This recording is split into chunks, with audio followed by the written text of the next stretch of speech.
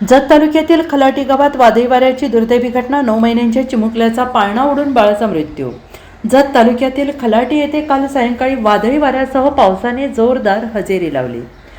या वादळी वाऱ्यामुळे खलाटी येथील शेजूळ वस्तीवरील आनंद शेजूळ यांच्या घरावरील पत्रे उडून गेले आहेत आणि यावेळी घरातील पाळण्यात झोपलेल्या अवघ्या 9 महिन्यांच्या श्रीवर्धन आनंद शेजूळ या चिमुकल्याचा पाळण्यासह वाऱ्यामुळे फेकला जाऊन दुर्दैवी मृत्यू झालाय. पाळणा दूर जाऊन पडल्याने बाळ त्यातून बाहेर पडले आणि जागीच त्याचा मृत्यू झाला.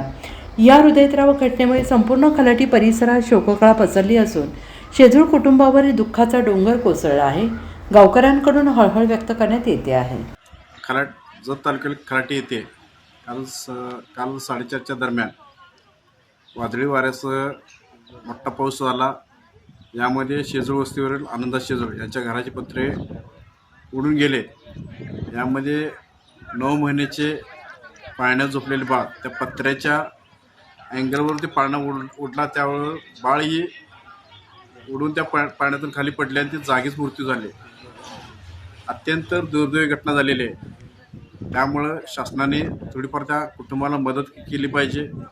पत्रे 30 ते 40 फूट जाऊन पडलेले आहेत आणि लहान मुलाचे बाळ पूर्ण असं ते जाग्यावरच मृत्यू झालेला आहे. Bureau report SVN Marathi, Sangli.